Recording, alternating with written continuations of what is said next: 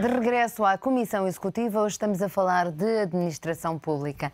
Anabela Pedroso, há pouco interrompi a Comissão antes do intervalo, estávamos a falar exatamente do poder que a política exerce em toda esta reestruturação e que acaba por também travar.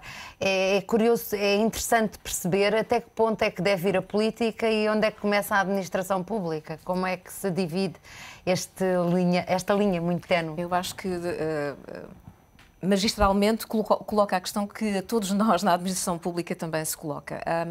Eu acho que há, e é uma opinião muito pessoal, há uma excessiva politização, de facto, do serviço da administração, porque a administração pública é um órgão técnico que tem por objetivo o serviço e, portanto, operacionalizar o serviço. É isso que nós chamamos o valor público, não é? Aquilo que nós utilizamos os recursos públicos para fins públicos.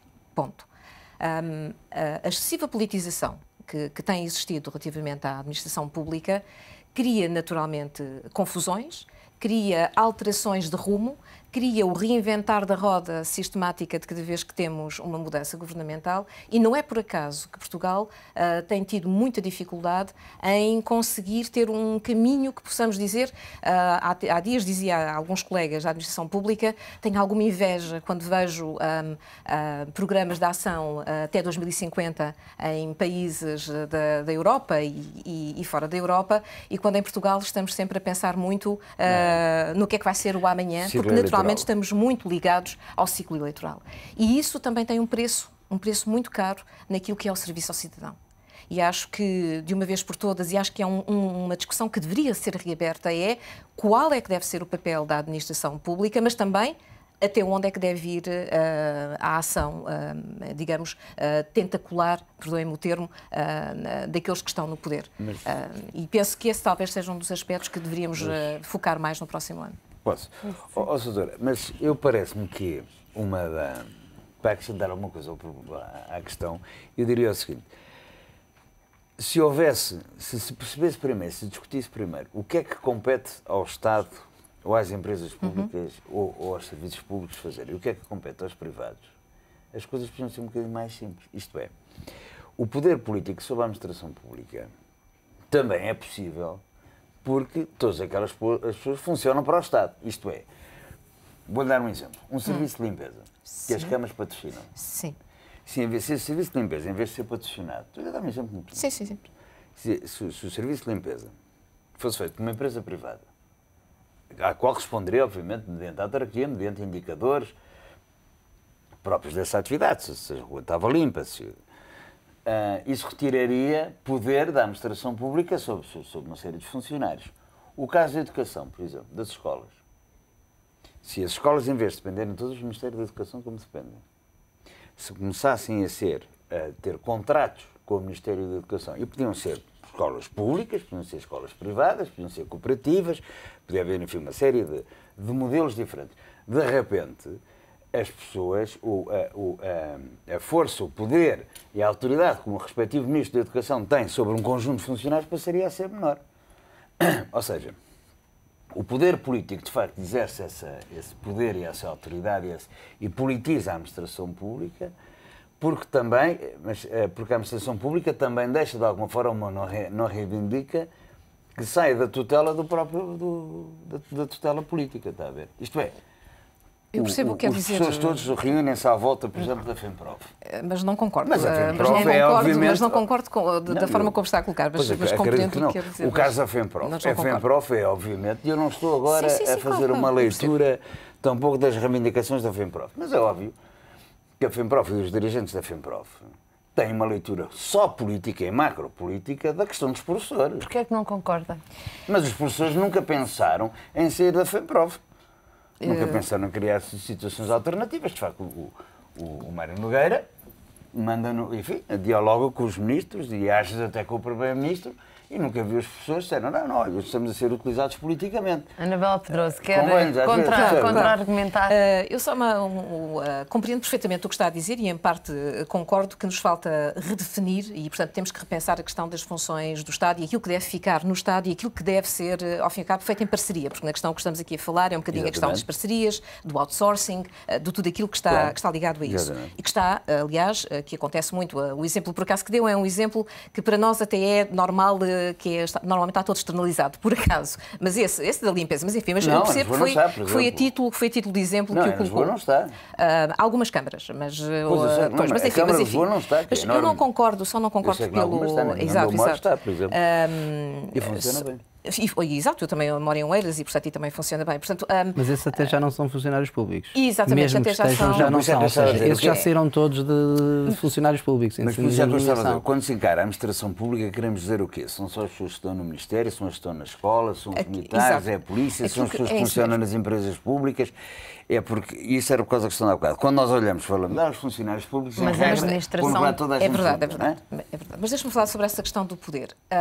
Não parece que a questão do poder seja muito importante do ponto de vista dos políticos naquilo que é a ação direta do poder sobre os funcionários. Eu diria que, de facto, aquilo que nos falta neste momento é talvez alguma coragem, e eu utilizo este termo sabendo do que é que estou a dizer, alguma coragem para abrir o debate sobre o que devem ser as funções do Estado.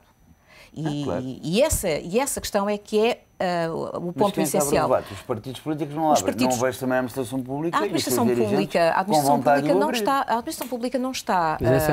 Esse é um ponto. Quer dizer, a administração pública não tem nem está habituada a ter, digamos, grupos que se calhar deveria ter, talvez, mais, que é os seus próprios dirigentes ou a sua própria massa crítica poder falar sobre essa matéria.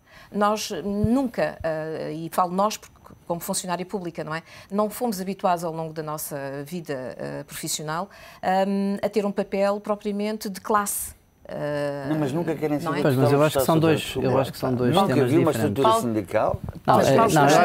Os sindicatos é diferente. Eu estava a falar dos funcionários. Acho que há dois temas diferentes, ambos importantes. Uma é a questão que colocou e outra foi a questão que foi colocada. Obviamente que a discussão sobre as funções do Estado é uma discussão importante, mas essa discussão, e quaisquer que sejam as funções do Estado, a questão que se coloca, e que é muito pertinente, é qual deve ser a interferência dos políticos. É meu ver que há um novo governo. O primeiro, elas dizem assim, ou algumas delas, dizem assim, bom, eu até aceito o cargo, mas eu quero estar, mas eu gostava de ter lá as pescas também. Ou eu gostava de ter lá o desporto. Ou seja, há permanentemente, se fizerem essa análise em termos de novas orgânicas governamentais, há alterações que não têm racionalidade do ponto de vista económico, de gestão, administrativa e não sei o quê, tem a ver com o interesse pessoal das pessoas. Por exemplo, a PCM é ali um saco onde vão parar coisas e saem coisas, organismos. Acontece sempre. Portanto, isso cria instabilidade. Primeiro fator. Portanto, os novos políticos chegam sempre com ambições de dar cá mais uma coisa. Às vezes até o próprio governo, se comparar o governo Sócrates I e o governo Sócrates II, vê que coisas muito importantes saíram de um ministério e foram para outros. E pronto, quer dizer, qualquer governo faz isso, primeira questão. E a segunda questão, que para mim é muito importante, a interferência política, é a nomeação dos diretores gerais e toda aquela primeira linha. Ora bem, quer dizer, como é que as pessoas acedem, são nomeadas, etc. Isso já teve um processo, houve várias leis, com vários governos, mais partidarizado e menos partidarizado. Eu também sou defensor de uma administração pública à inglesa, digamos assim. Como é que os ingleses funcionam? Os ingleses funcionam, a administração pública é tão sólida que são os próprios dirigentes do topo da administração pública que dizem: você é centro-esquerda, então é isto que deve fazer neste ministério. Você é primeiro-ministro de centro-direita, então é isto. Quer dizer, a administração pública sabe que tem que servir uma plataforma política, mas tem autonomia, tem consistência digamos assim, tem solidez. E a administração pública não muda assim como muda em Portugal. Era possível um pacto entre os principais partidos ou face ao país real que conhecemos, é inimaginável um pacto para a administração pública? Pactos é assim uma palavra um bocadinho às vezes um acordo, se preferir, mas para não haver essa instabilidade que estava a falar. Eu acho que deveria de facto haver um acordo, não nos chamaria necessariamente um pacto, mas um acordo sobre que tipo de interferência é que os políticos deviam ter na administração, mas por um prazo de 10 anos no mínimo, 10 anos. Eu fico chocado, muito sinceramente, de ver coisas como vejo neste Orçamento de Estado, em que há pressa, quer do Governo, quer da oposição, quer dizer, as propostas que eu ouvi da oposição em relação à reforma administrativa, em cima do joelho, não é? Eliminam-se organismos, etc., e depois diz que isto vai ter um impacto na despesa pública. Não tem impacto nenhum na despesa pública, ponto 1. E, em segundo lugar, tudo isto cria instabilidade. Instabilidade nos serviços, quer dizer, eu tenho a sorte, não é, de ser professor universitário. As universidades têm um grande grau de autonomia e, portanto, não temos instabilidade e, para além disso, somos uma instituição que funciona democraticamente, os nossos líderes são eleitos por nós, não é? Quer dizer, não há ninguém que nos impõe um presidente, não é? Quer dizer, o presidente João Duque foi eleito pelos pares.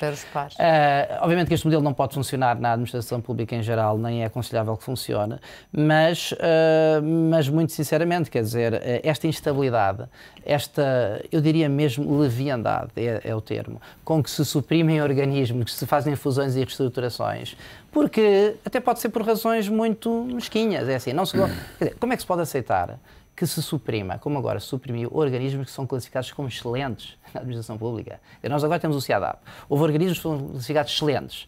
E o prémio que é dado àquele dirigente é dizer, foi excelente, então agora o teu serviço é extinto. É fundido com outro organismo. Isto é uma coisa. É de uma... portanto, isto remete para a questão dos incentivos, que é muito importante. Mas deixe-me jogar aqui um bocadinho com as palavras.